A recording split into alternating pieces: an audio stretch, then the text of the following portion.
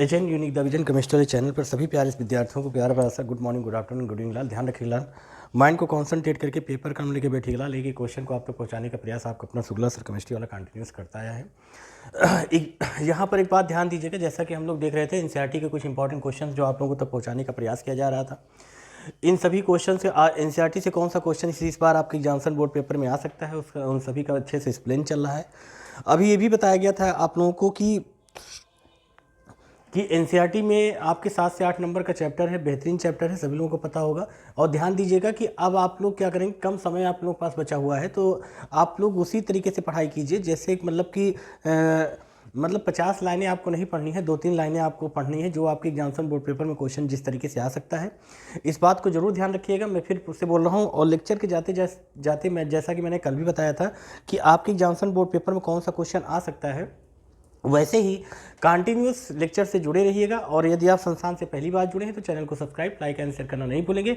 एक बात यहाँ पर ध्यान रखिएगा, वीडियो आप स्किप करके मत देखिएगा, क्योंकि हो सकता है जब आप जितने टाइम से जितने मिनट या जितने सेकंड के लिए आप स्किप करते हैं उसी में हम वो इंपॉर्टेंट क्वेश्चन बता दें। इसलिए जब आप संस्था से जुड़े हैं तो ईमानदारी से स्टार्टिंग से लेके लास्ट तक वीडियो देखिए, लेक्चर में ध्यान से देखते रहिए, समझते रहिए और पेपर कलम लेके बैठा कीजिए। जहाँ पर ना समझ में आए उसको आप विधिवत एक बार नहीं 2 बार आप किसी भी थ्रू आप पूछ सकते हैं। लेकिन मैं फिर से बोलना चाहूँगा कि आप पेपर कलम लेके बैठ जाइए और वीडियो स्किप करके मत देखिएगा, है ना। और इसके पीछे का रीज़न क्या है, अगर आप वीडियो स्किप करके आप देखते हैं कुछ सेकंड के लिए या कुछ मिनट के लिए, आप वीडियो मीन्स आगे लेक्चर बढ़ा के देखते हैं, तो इससे क्या होता है कि हो सकता है वो इंपॉर्टेंट क्वेश्चन मैं उतने ही मिनट या उतने ही सेकंड में बता दूं। इसलिए आप कंटिन्यूस क्रेडेंस के साथ संस्था से जुड़िए और बेहतरीन तरीके से जितना बताया जा रहा है उतना आप पढ़िए, है ना। तो जैसा कि आपको बताया गया था कि एमीन के इंपॉर्टेंट सेलेक्टेड क्वेश्चंस आप लोगों तक पहुंचाने का प्रयास किया गया था। कौन सा क्वेश्चन जो आपके एग्जामिनेशन बोर्ड पेपर में एमीन चैप्टर से आ सकते हैं, जैसा कि आप लोग देख रहे हैं ये सारे क्वेश्चंस आप लोगों को बता दिए गए थे। कैसे होता है इसकी एमीन चैप्टर के हम लोग कंपाउंड्स की नेमिंग कैसे करते हैं, हाँ जिक्र आया है। तो यहाँ पर एक चीज़ ये भी बता रहा हूँ, क्वेश्चंस आप लोगों के लिए इंपॉर्टेंट है, ध्यान रखिएगा। इस टाइप के क्वेश्चंस आप लोग के एग्जामिनेशन बोर्ड पेपर में आते हैं। हाँ, ये सारी चीज़ समझाई जा चुकी है। आप लोग पिछला लेक्चर देखिएगा ध्यान से। आज के लेक्चर में जैसा कि हम लोगों ने भी उस दिन पढ़ा था, गैब्रियल रिएक्शन से रिलेटेड पॉइंट्स थे, ये सारे पॉइंट्स हम लोगों ने पढ़ लिया। क्वेश्चन से भी इंपॉर्टेंट है, एक बार आप लोग जाके जो है मीन्स पिछला लेक्चर देखिएगा, सारी चीज़ें मैंने वहाँ पर समझा दिया है। नाइट्राइल के जब रिडक्शंस ऑफ नाइट्राइल कंपाउंड्स की बात करते हैं, नाइट्राइल से रिलेटेड कुछ कंपाउंड्स की बात करते हैं, तो उससे रिलेटेड सारे पॉइंट्स हमने वहाँ पर जिक्र किया था। एथेन नाइट्राइल क्या होते हैं, इस टाइप के क्वेश्चन, रिडक्शन कैसे होता है, HG को और क्या कहते हैं, किस नाम से क्वेश्चन आ सकता है, इन सभी का जिक्र मैंने पिछले लेक्चर में दिया है। आप लोग ध्यान दीजिएगा। हाँ, इंपॉर्टेंट है, एग्जामिनेशन बोर्ड पेपर में आ सकता है, लेकिन जो 100% कन्फर्म है जो आएगा, मैंने भी कल के लेक्चर में बताया है, आप लोग ध्यान दीजिएगा। वहाँ पर रिडक्शंस ऑफ जब एमाइड की बात करते हैं, ये भी टॉपिक आप लोगों का इंपॉर्टेंट है, ध्यान दीजिएगा, पढ़िएगा जरूर इसके बारे में। पिछला जितना आप लोगों को पढ़ाया गया उसका मैं एक बार से सरसरी नज़र से एक बार रिवीजन करवा रहा हूँ, इस चीज़ को आप लोग ध्यान देंगे। फिर आइए, जैसा कि बताया गया था, गैब्रियल थैलमाइड संश्लेषण की बात करते हैं। जब हम इस रिएक्शंस की बात करते हैं, इसमें किस टाइप के कैसे क्या कंपाउंड्स होता है, कैसे रिएक्शंस होती है, सारे पॉइंट्स का मैंने जिक्र किया था। हाँ, वेरी वेरी इंपॉर्टेंट है इसके बारे में। ये रिएक्शन अगर आपको नहीं समझ में आ रही है तो कल का लेक्चर जरूर देखिएगा, परसों का भी लेक्चर देख लीजिएगा। सारे पॉइंट्स से उसी तरीके से मैं समझाने का प्रयास कर रहा हूँ। कहने जैसे दूध में मलाई की बात करते हैं, हमको किसी भी चैप्टर में सिर्फ वही चीज़ उतना ही पढ़ना है कि जो आपके एग्जामिनेशन बोर्ड पेपर में आ सकता है। इस बात को ध्यान दीजिएगा, समय ना के बराबर बचा हुआ है, जिसका कोई मतलब नहीं। ये समय आपका इधर उधर आने जाने में बीतेगा, स्टडी पर आप पूरी तरह से फोकस नहीं कर पाएंगे। प्रयास करेंगे, फिर भी आप बहुत कोशिश करेंगे, तब जाके आप टाइम दे पाएंगे, क्योंकि जो सिलसिला चल रहा है स्कूलों का, और है ना, और या अपना जो सिस्टमेटिक तरीका है वो नहीं बैलेंस है, तो आप सही तरीके से आप 15-20 दिन नहीं पढ़ सकते। इसलिए ध्यान दीजिएगा, ज़्यादा कुछ ना पढ़िए, सिर्फ सॉलिड चीज़ें पढ़ने का प्रयास कीजिए। इधर उधर मैगजीनों के चक्कर में मत पढ़िए। आप कोई इधर उधर के कि चैनल्स हैं या जो भी हैं, आप सिर्फ लॉन्ग क्वेश्चन को अपनी सीरीज से पढ़ने का प्रयास कीजिए। बाकी क्योंकि अब आपके पास समय इतना नहीं बचा है कि आप कई जगह जाके कई चैनल से कई बुक से पढ़ो, कुछ नहीं, आप एक बुक उठाइए, वहाँ से लॉन्ग क्वेश्चन कंप्लीट कीजिए। क्रेडेंस के साथ आप जितना कंप्लीट करेंगे, मैं बोल रहा हूँ, आप बिलीव कीजिए ज़बरदस्त मार्क्स आएंगे, है ना। लॉन्ग क्वेश्चन पर अटैक कीजिए। जैसा कि आप लोगों ने देखा कि जब बात करते हैं, हाँ, इस पॉइंट्स के बारे में पढ़िएगा, वेरी वेरी इंपॉर्टेंट है। कल के लेक्चर में मैंने इसको अच्छे से समझाया है, एक एक पॉइंट्स को बेहतरीन तरीके से समझाया है, इस चीज़ को ध्यान दीजिएगा। चलिए अगले रिएक्शंस की बात करते हैं, बहुत ही ज़बरदस्त क्वेश्चन है, जैसा कि देखिएगा एनसीईआरटी का बहुत बेहतरीन क्वेश्चन है, सब लोग दीजिएगा। अब जैसा कि आप लोग देख रहे हैं यहाँ पर हाफमैन ब्रोमाइड निम्नीकरण अभिक्रिया क्या होती है, बहुत ही इंपॉर्टेंट है। हाँ, कुछ इंपॉर्टेंट पॉइंट्स होते हैं जिनका जिक्र किया जा सकता है, कहने मतलब कि आप लोगों को समझाया जाएगा, बताया जाएगा। जैसे ध्यान दीजिएगा, जो नए हमारे विद्यार्थी होंगे, जो नए सखी सखा होंगे आप लोगों के कॉन्टेक्स्ट में जो भी होंगे, तो उनके लिए एनसीईआरटी बेस से शुरू से एक एक लाइन को मैं समझाऊंगा। हाँ, ये बात दूसरी कि एमीन चैप्टर का एनसीईआरटी बेस पर हम आपको समझा रहे हैं, तो सिर्फ वही क्वेश्चन को मैं ज़्यादा फोकस कर रहा हूँ जो आपके एग्जामिनेशन बोर्ड पेपर में आ रहे हैं। और जब नए सत्र की बात करेंगे, नए सत्र में नए सिरे से बात करेंगे, और नए सिरे में हर एक चैप्टर की हर एक लाइन को लेके मैं चलूंगा साथ साथ में। लेकिन यहाँ पर हम हर एक लाइन को एक शॉर्ट ट्रिक में समझा के सिर्फ वही क्वेश्चन को मैं इस संस्था के माध्यम से आप तक पहुँचा सकता हूँ जो आपके एग्जामिनेशन बोर्ड पेपर में आ सकते हैं। क्यों? इसके पीछे का रीजन समय कम बचा हुआ है। चलिए आइए ध्यान देते हैं। जैसा कि आप लोग देख रहे हैं यहाँ पर रिएक्शन क्या लिखा हुआ भाई, आप लोग बताएंगे भैया क्या दिया गया है? हाफमैन ब्रोमाइड निम्नीकरण अभिक्रिया। बहुत ही इंपॉर्टेंट है, इसको आप लोग अपनी अपनी नोटबुक में जल्दी से नोट कीजिएगा, है ना। क्या नोट करेंगे? हाफमैन ब्रोमाइड निम्नीकरण अभिक्रिया। अब इसको समझिएगा कैसे क्या रिएक्शंस में हो रहा है। सारी चीज को, सारे पॉइंट्स को ध्यान से सुनिएगा। आपके माइंड से बात उतरे तो आपके माइंड से बात न उतरने पाए, इसके लिए हम लोग क्या करेंगे, माइंड में एक इमेज बना लीजिए। देखिए नाम क्या दिया गया है? हाफमैन। ये कोई हाफमैन नहीं थे, मतलब कोई बुद्धि के कमजोर व्यक्ति नहीं थे, लेकिन आप माइंड में अपने एक सेंस लगा सकते हो, हाफमैन।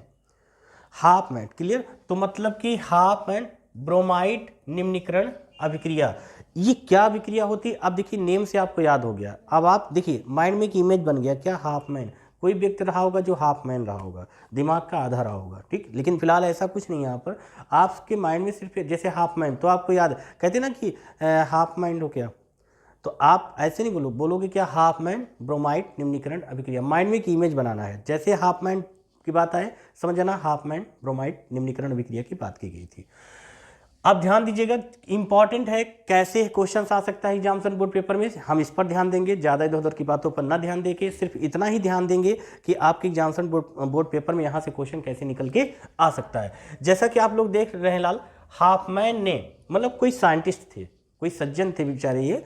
फिर क्या है? हाफमैन ने प्राथमिक एमीन के विरचन के लिए एक विधि विकसित की जिसमें किसी एमाइड की सोडियम हाइड्रोक्साइड के जलीय अथवा एथेनॉलिक विलयन में ब्रोमीन से अभिक्रिया करते हैं। इस निम्नीकरण अभिक्रिया में एल्किल अथवा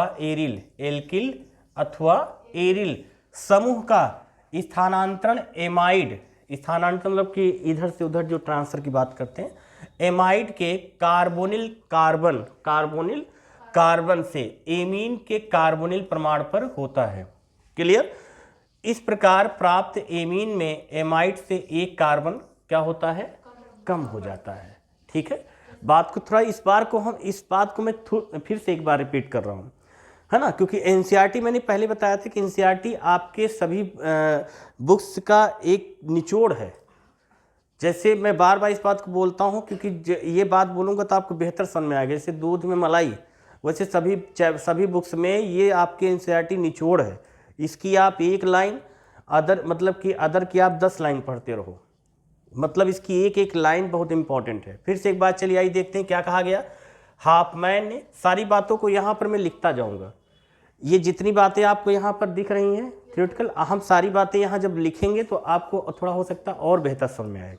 मेरी बात समझ रहे हैं ना? ध्यान दीजिएगा इस चीज़ को। क्लियर? क्या कहा गया? हाफमैन एक व्यक्ति, उन्होंने प्राथमिक एमीन, आप लोग सबसे पहली चीज लिखेंगे प्राथमिक RNH2, और सभी को पता है depend of alkyls number that is amines. Classification की बात करते हैं, 1, जैसे मैंने बोला आपसे 1 डिग्री एमीन, तो आप क्या कहोगे? RNH2, तो इसके आगे क्या लिखेंगे आप? 1 डिग्री एमीन। जैसे मैं बोलूँ सेकेंडरी तो लिखोगे R2NH, तो इसके आगे क्या लिखोगे? 2 डिग्री एमीन। अगर मैं लिखूँ 3 डिग्री तो लिखोगे R3NH, ओनली N, है ना, तो हो जाएगा 3 डिग्री एमीन। इतनी बातें समझ में आ गई। इसमें से जिक्र किसका किया गया? 1 डिग्री एमीन का जिक्र किया गया। किसका जिक्र किया गया लाल? 1 डिग्री एमीन का जिक्र किया गया। ये बातें समझ में आ गई सब लोगों को? चलिए फिर देखिए क्या कहा गया। चल मेरे लाल ऊपर जा। अब ध्यान दे, इतनी बातें समझ में आ गई। हम किसकी बात करने जा रहे हैं? RnH2 की बात करने जा रहे हैं, मतलब 1 डिग्री की बात कर रहे हैं। क्लियर? क्या कहा गया, ध्यान दीजिएगा। प्राथमिक एमीन 1 डिग्री एमीन के method of preparation of 1 degree amine की बात चल रही है। क्लियर? जैसा कि लिखा है, प्राथमिक एमीन के विरेचन के लिए एक विधि विकसित की गई, मतलब एक कोई मेथड बनाई गई। ध्यान दो, एनसीईआरटी क्या कह रहे हैं, एक मेथड बनाई गई जिसमें क्या है, किसी एमाइड की सोडियम हाइड्रोक्साइड के जलीय विलयन, सोडियम हाइड्रोक्साइड के जलीय विलयन, मतलब NaOH किस फॉर्म में लेंगे, एक्वस फॉर्म में। लिख दिया, सोडियम हाइड्रोक्साइड के जलीय अथवा एथेनॉलिक विलयन में, मतलब एक्वस ले रहे हैं, वो जलीय ले रहे हैं या तो एथेनॉलिक ले रहे हैं, फिर विलयन में ब्रोमीन से अभिक्रिया करते हैं। किससे करेंगे रिएक्शन, Vr2 से। क्लियर? Vr2 से करते हैं, फिर करते हैं इस निम्नीकरण अभिक्रिया में एल्किल अथवा एरिल समूह का, एल्किल अथवा एरिल समूह का, एल्किल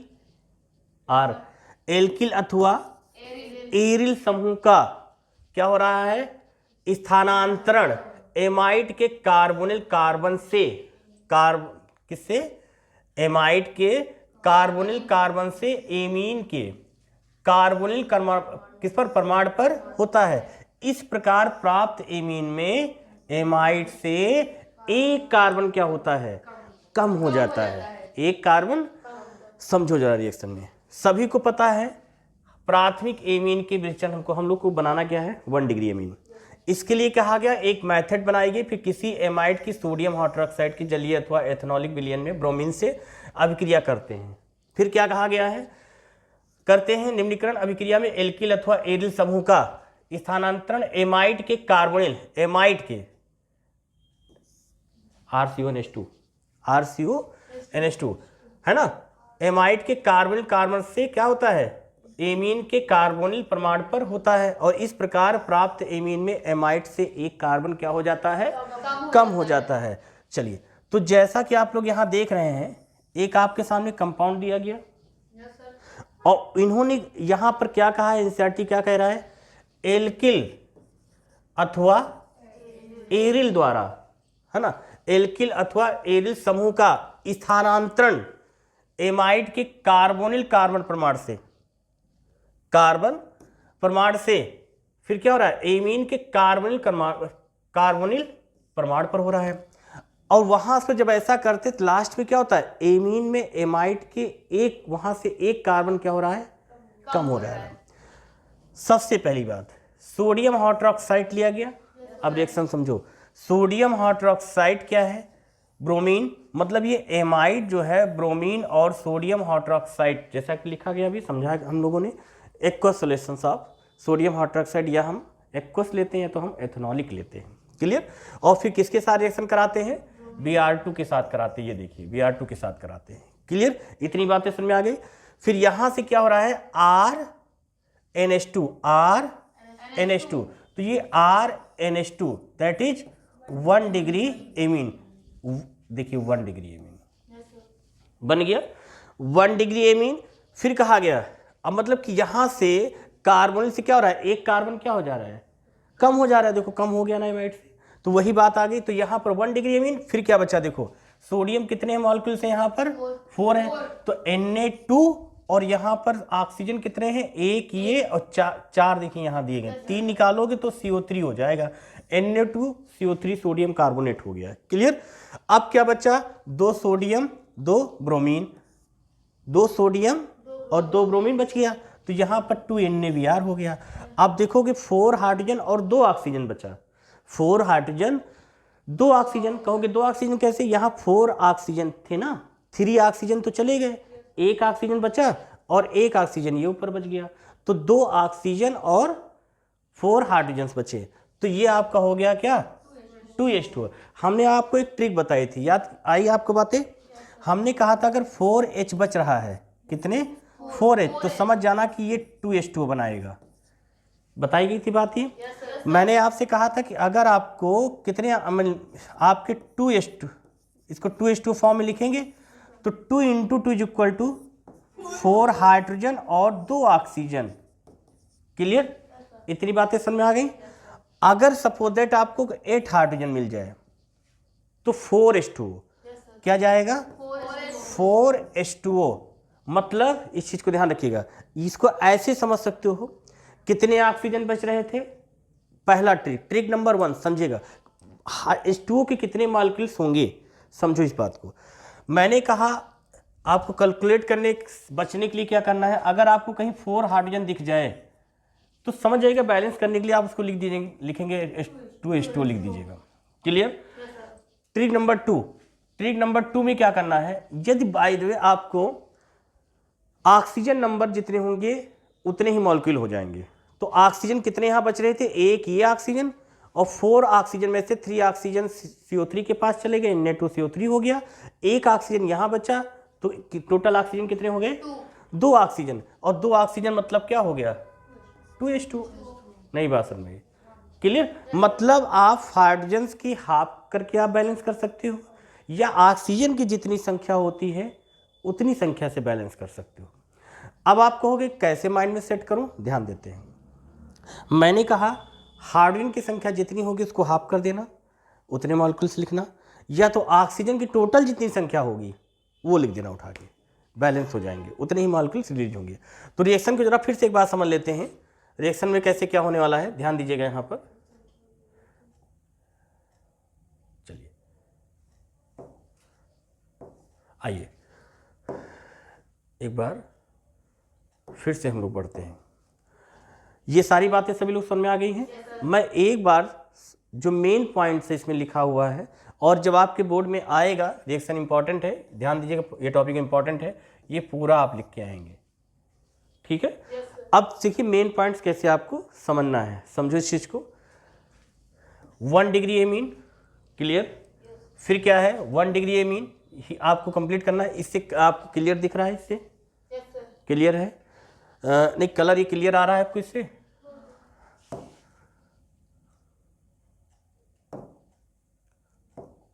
चलिए अब बात करते हैं। फिर क्या है किसी एमाइड,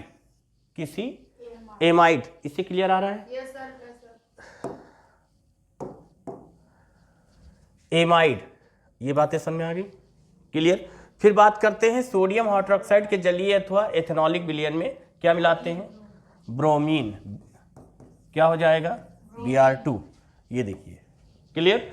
फिर क्या है अभिक्रिया कराते हैं, निम्नीकरण अभिक्रिया में एल्किल अथवा एरिल समूह का स्थानांतरण एमाइड के कार्बोनिल कार्बन से एमीन के कार्बोनिल परमाणु पर होता है।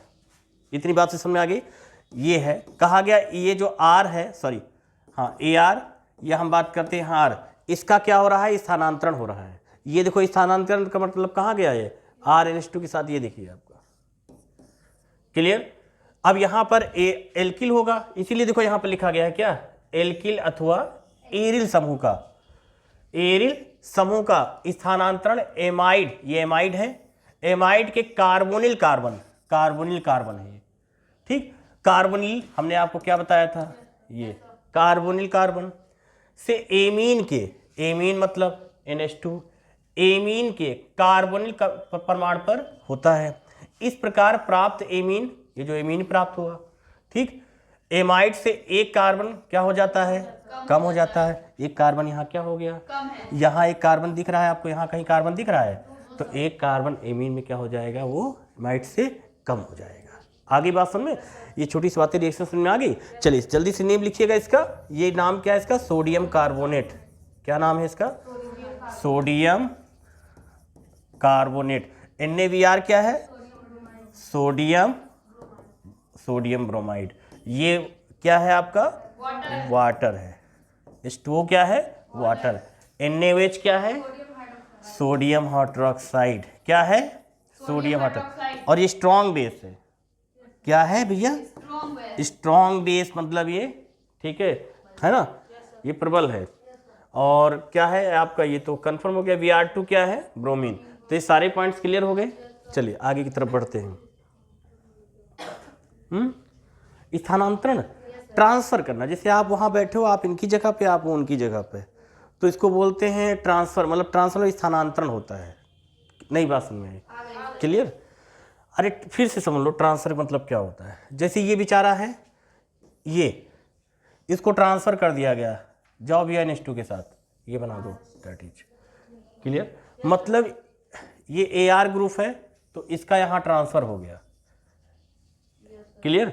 मतलब ये अपनी पोजीशन को क्या कर रहा है, चेंज कर रहा है। नई बात समझ में आई, क्लियर। चलिए आगे की तरफ ध्यान देते हैं, अगले पॉइंट्स पे। हाँ, कितना बढ़िया क्वेश्चन है आपके यूपी बोर्ड वाले भैया, ध्यान दीजिएगा, बहुत ही प्यारा क्वेश्चन है।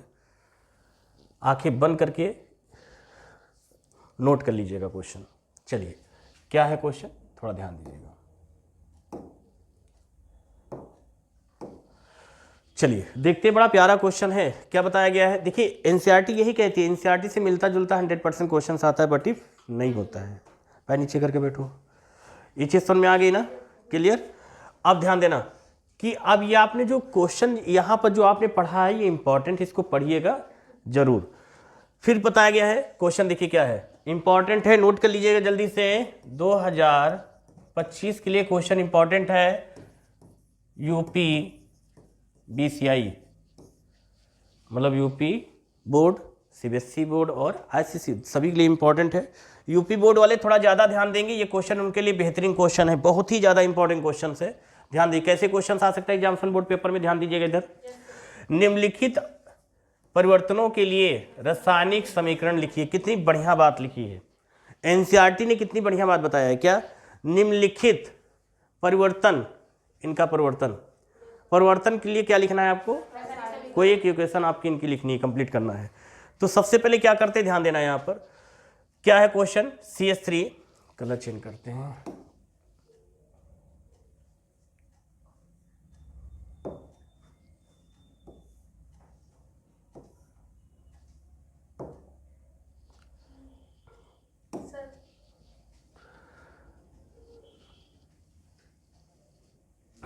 चलो। तो CH3 CH2 Cl से क्या बनाना है, CH3 CH2 CH2 NH2 बना में, मतलब इस कंपाउंड में क्या करना है, चेंजेस करना है। ये बताया गया परिवर्तन, मतलब इस कंपाउंड से ये कंपाउंड बनाना है। चलिए अभी देखते कैसे क्या होता है। अगला क्वेश्चन क्या है, C6H5CH2Cl से इससे क्या बनाना है, C6H5CH2CH2NH2, मतलब इस कंपाउंड में करना है। कैसे करना है ये चीज़ हम लोग सीखेंगे, बोर्ड पेपर का बड़ा प्यारा क्वेश्चन है। एनसीईआरटी के जितने भी क्वेश्चंस हैं, एनसीईआरटी के जितने क्वेश्चन हैं पढ़ के जाओगे, फिर से समझ लो क्या ये क्वेश्चन एनसीईआरटी का इंपॉर्टेंट है, पढ़ के जाएंगे। क्वेश्चन क्या कह रहा है, ध्यान से सुनो। CH3CH2Cl मतलब लिखो यहाँ पे C2H5Cl, क्या बनाना है, C3H7NH2, यही है C3H7NH2। मेरी बात समझ में आ गई, क्लियर। चलिए इसकी बात करते हैं, ये क्या है, C6H5CH2Cl क्या बनाना है आपको, है ना। आगे बात समझ में, इसी को मतलब C6H5CH2 का होल ट्वाइस ना, और NH2 ये बनाना है। नहीं बात समझ में, इसी को आप चाहो तो ऐसे बोर्ड पेपर में आ सकते, मीन्स बोर्ड पेपर में क्वेश्चन ऐसे भी घुमा सकते हैं। क्या, CH2 क्या है, Cl है। हाइड्रोजन यहाँ इनडायरेक्ट जुड़ा हुआ है। हाँ, ये पेपर में क्वेश्चन आपके इस तरीके से भी आ सकता है, इस तरीके से भी आ सकता है, जैसे लिखा है वैसे भी आ सकता है। क्वेश्चन को ऐसे भी पूछ सकते हैं, क्वेश्चन को ऐसे भी पूछ सकते हैं, है ना। वो आप मतलब वो उनके तरीके चेंज हो सकते हैं, ध्यान रखिएगा। यहाँ पर मैंने कुछ नहीं किया, ध्यान दीजिएगा यहाँ पर कैसे क्या बताया गया है। यहाँ पर शॉर्ट फॉर्म में ये देखिए, ये मतलब यहाँ पर इसी चीज़ को हमने बिल्कुल शॉर्ट में कर दिया। देखो क्या है, कितने कार्बन हैं, 2 कार्बन, तो C2 हो गया, 3 + 2 = 5 हो गया, Cl हो गया, Cl। एथिल क्लोराइड से बनाना है, क्या, एथिल क्लोराइड से क्या बनाना है आपको, प्रोपिल एमीन। नई बात समझ, प्रोपिल एमीन, नई बात समझ में आई। ये पॉइंट्स क्लियर हो गया। चलिए आइए देखते हैं क्वेश्चन में कितना दम है, कितना ये इंपॉर्टेंट है। चलिए आइए ध्यान देते हैं। क्वेश्चन कैसे, यही तो आप लोगों ने लिखा है क्लोरोएथेन। सभी को पता है कि एथिल क्लोराइड का आईपीएससी नेम क्या है, क्लोरोएथेन। और प्रीफिक्स जो होते हैं मीन्स है फ्लोरो, क्लोरो, ब्रोमो जो होते हैं, ये इसको किसी कंपाउंड्स में पहले लिखते हैं। कहाँ लिखते हैं, पहले लिखते हैं ना। इसलिए हमने क्या लिखा है इसको क्लोरो, क्योंकि नेमिंग करना भी सीखो। मान चले यहाँ पर आ गया तो एग्जामिनेशन बोर्ड पेपर में बैठोगे क्लोरोएथेन ये होता है तो ब्रोमो एथेन कैसे होगा, सिंपल सी बात, क्लोरीन की जगह पे ब्रोमीन। तो ये प्रीफिक्स नेम है, आप लोग लिखोगे कैसे, अगर Cl होगा तो क्या लिखोगे क्लोरो, अगर ब्रोमीन होगा तो ब्रोमो, अगर आयोडीन होगा तो आइडो, अगर फ्लोरीन होगा तो fluoro, as a prefix name. Clear. और इनको हमेशा किसी कंपाउंड्स पे कहाँ लिखते हैं, पहले लिखते हैं, है ना। इसीलिए CH3 CH2 Cl में ये इसका नेम आईपीएससी कैसे बना, क्लोरोएथेन। क्लोरोएथेन 2 कार्बन है, 1 2 के लिए एथ होता है, सिंगल बॉन्ड एन हो जाएगा, Cl क्लोरो होता है तो क्लोरोएथेन हो गया। नई बात समझ में, ऐसे कर लोगे सारे। चलिए आइए ध्यान देते हैं क्वेश्चन कैसे आएगा, ये आपको पता चल गया। क्वेश्चन को कैसे करेंगे अब ये ध्यान देते हैं कि कौन सा कंपाउंड लिखा है यहाँ पर, आप लोग बोलोगे भाई कौन सा कंपाउंड से यहाँ पर, क्लोरोएथेन, मतलब जिसका फॉर्मूला क्या होता है CH3 CH2 Cl। देखो अपना कॉन्सेप्ट क्या, रटना नहीं समझना है, दिलो दिमाग पे बैठ कर लेके जाओ, मीन्स बेहतरीन तरीके से समझ के जाओ। मुझे पता है कि जितनी देर मेरे कांटेक्ट में हो, जितनी देर देख रहे हो, पढ़ रहे हो, समझ रहे हो, नहीं उसके बाद पढ़ने वाले नहीं हो, ये रियल है, मानो या ना मानो, है ना। इसलिए मेरा कॉन्सेप्ट अभी तो मैंने जिस तरीके से मैं एजुकेशन को बेहतर बनाना चाहता हूँ उस स्तर तक मैं भी काम नहीं कर पा रहा हूँ, क्योंकि मेरा जो कॉन्सेप्ट है कि रटना नहीं समझना है, ये सच में है। यूट्यूब पर पहली बार ऐसा होगा कि जहाँ ऑफलाइन क्लास, कोई ऑनलाइन क्लासेज ले रहा हो तो अगर कंटिन्यूस मेरी क्लासेज ले रहा है उसको फीलिंग यही आएगी कि सच में मज़ा आ गया पढ़ के। लेकिन ये तभी हो सकता है जब आप क्रीडेंस के साथ पेपर कलम लेके बैठोगे, समय का इंतजार कीजिए, बेहतरीन तरीके से होगा। क्लियर। तो क्वेश्चन कैसे आएगा आप लोग पता हो गया, क्लियर हो गया। चलिए आइए देखते हैं। तो क्लोरोएथेन क्या कहा गया, ethanolic, clear. Sodium cyanide, sodium देखो Cn को देखो कितना रेस्पेक्ट दिया गया। आप हो गया ये केमिस्ट्री में कलर का खेल नहीं, केमिस्ट्री में उसकी प्रॉपर्टीज का खेल होता है। नहीं सोचो कि क्या है, लो यहाँ पे ये रेड कलर दिख रहा है, वो व्हाइट कलर दिख रहा है, ये ब्लैक कलर दिख रहा है, ऐसा क्यों, उसको रेस्पेक्ट दिया जाता है, उसको डिफरेंस बताया गया है। हम इसको चाहते थे इसको ऐसे ना लिख देते NaCN, लेकिन नहीं, आपने एक चीज देखा, लिखा ऐसे गया, colour change, Na black, Cn का कलर चेंज हो गया। मतलब Cn एक क्या है, ग्रुप है, और सोडियम कोई ग्रुप, मतलब एक वो एटम है। एक्टिव मेटल से मैं मानता हूं, सभी मानते हैं, इस बात को मानना पड़ेगा क्योंकि रियल में वो क्या है, एक्टिव मेटल। लेकिन Cn एक ग्रुप है, मतलब Cn की वैल्यू यहां पर ज्यादा है। जैसा कि मैंने पहले बताया था कि साइनाइड, आइसोसाइनाइड एंड आइसोसाइनेट बताया गया था। तो आपने देखा लाल ये सोडियम साइनाइड, तो ये सोडियम साइनाइड, जाहिर सिंपल सी बात है, अगर ये कंडीशंस आएगी तो माइंड में सेट कर लो। अगर हम क्लोरोएथेन या क्लोरोएथेन का हम क्या करने जा रहे हैं, सोडियम साइनाइड के साथ रिएक्ट कराएंगे, सिंपल सी बात है लाल, प्रोपेन नाइट्राइल बनेगा। क्या बनेगा, प्रोपेन नाइट्राइल बनेगा। ये बात समझ में आ गई। और जो ये प्रोपेन कहोगे कैसे, भाई जाहिर सी बात है प्रोपेन नाइट्राइल्स बने, या प्रोपेन नाइट्राइल्स बनेगा कैसे, बात आपने पूछा नहीं, प्रोपेन कहाँ, 3 कार्बन कहाँ से आ गया। मैंने आपको पहले बताया Fg, इस बात को ध्यान दीजिए, बड़ा प्यारा पॉइंट से, Fg में प्रेजेंट कार्बन्स को काउंट करते हैं। आप कहोगे ये तो एथेन था, एक कार्बन कहाँ से आ गया, तो Cn में present C, that is word root form में इसको यूज करते हैं। किस फॉर्म में यूज करते हैं, वर्ड रूट फॉर्म में यूज करेंगे, तो दैट इज, ये भी तो ये आपका वर्ड रूट हुआ। तो वर्ड रूट में यहाँ पर 2 कार्बन मिल रहे थे, तो एक कार्बन Cn का मिल गया, तो कितने कार्बन हो गए, 3 कार्बन हो गए लाल। जब 3 कार्बन हो गए तो प्रोप नहीं होगा लाल, प्रोप ही होगा कि नहीं होगा, और सिंगल बॉन्ड है तो क्या हो जाएगा, एन हो जाएगा, और ये नाइट्राइल, नई बात समझ में, तो प्रोपेनाइट क्या हो गया, प्रोपेन नाइट्राइल, प्रोपेन नाइट्राइल। अब फिर भी नहीं माने, क्यों नहीं माने, क्योंकि हमको ये प्रोडक्ट बनाना है। क्या बनाना है भाई, प्रोडक्ट बनाना। ये प्रोडक्ट बनाएंगे तो इसका क्या कर रहे हैं, रिडक्शन। क्या किया गया, जब इसका हम लोग क्या करेंगे, रिडक्शन करते हैं। जैसे रिडक्शन करोगे तो क्या हो जाएगा, आप देखिए यहाँ पर क्या दिया गया है कंपाउंड्स में, CH3 CH2, और फिर क्या दिया गया है, देखिए CH3 CH2 CH2 NH2, CH3 CH2 CH2 NH2। तो इस कंपाउंड का नेम क्या है, प्रोपेन -1 -एमीन कहोगे कैसे भाई, ध्यान दो। वन, अब क्वेश्चन कहाँ से निकलता है, आप क्या पूछोगे, ये वन क्या, आप पूछ सकते हो, नहीं पूछ सकते हो कोई बात नहीं, नॉलेज की अभिज्ञता है, मतलब कि कमी है कि क्वेश्चन निकल के अंदर से नहीं आ रहा है। तो मैं आपको बता रहा हूँ, समझो ध्यान से, कि जब बात करते हैं, जैसे क्वेश्चन पूछने की बात कहाँ से आती है, ध्यान दीजिएगा। जैसे आप कहाँ से क्वेश्चन पूछ सकते हो, ये रिएक्शन समझ में आ गई।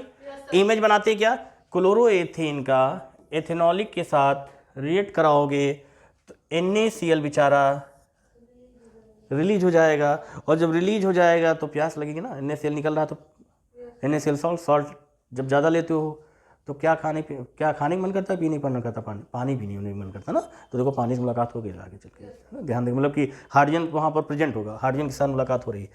तो ये क्लोरोएथेन, तो ये आपका CH3CH2 और आपका क्या हो गया CN, CH3CH2 CN बन गया। फिर इसका रिडक्शन, फिर क्या किया गया, इसका रिडक्शन किया गया, अब ये क्या हो गया CH3CH2 CH2 NH2। इतनी बातें समझ में आ गई, नई बातें समझ में आई। अब जब ये प्रोडक्ट, यही तो हम लोग को बनाना था भाई, ध्यान दीजिएगा, ये देखिए यही तो बनाना था।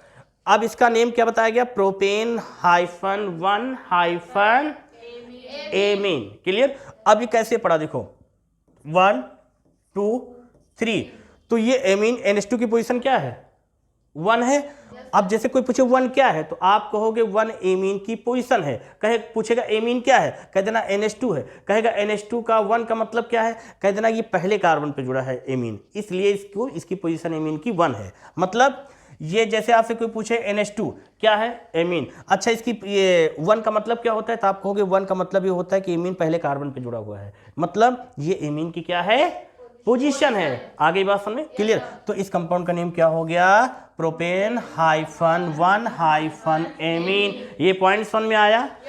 इस कंपाउंड्स का IPSC नेमिंग कैसे होगी, ये भी समझ में आ गया। 1 क्या है ये समझ में आया, NH2 क्या है समझ में आया, प्रोडक्ट टू प्रोडक्ट चेंज हुआ कैसे समझ में आया, नहीं समझ में आया। ये आपका जो प्रोपेन नाइट्राइल नेम पड़ा कैसे पड़ा समझ में आया। इस कंपाउंड्स का क्या किया गया समझ में आया, क्या किया गया, आप चेन मतलब रिडक्शन किया गया, समझ में आ गया ना।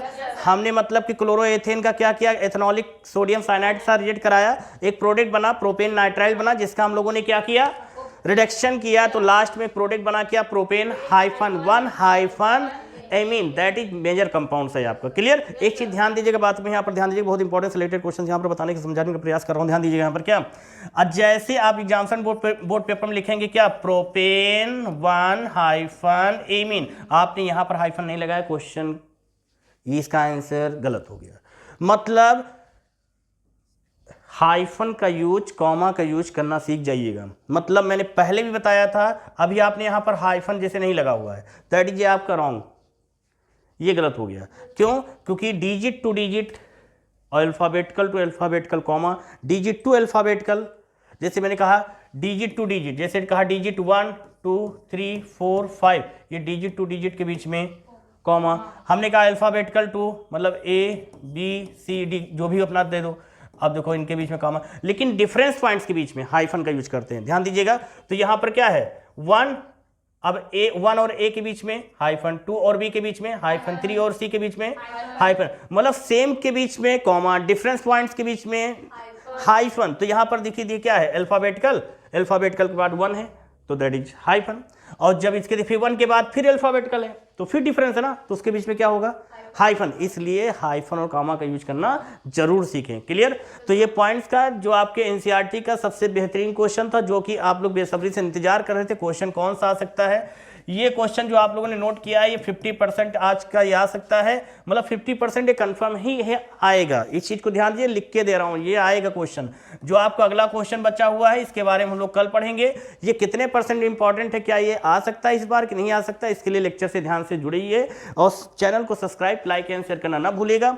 मैं फिर से जाते जाते एक बात बोल दे रहा हूं, क्या ये जो क्वेश्चन आप लोगों ने पढ़ा है एनसीईआरटी का सबसे बेहतरीन क्वेश्चन है। मतलब chloroethane to propane -1 amine, important selected question है आपके यूपी बोर्ड सीबीएसई बोर्ड के लिए सबसे बेहतरीन क्वेश्चन है। तो चलिए ध्यान देते हैं, जितना लेक्चर्स आप लोगों को बताया गया, जितना पॉइंट समझाया गया नोट कर लीजिएगा।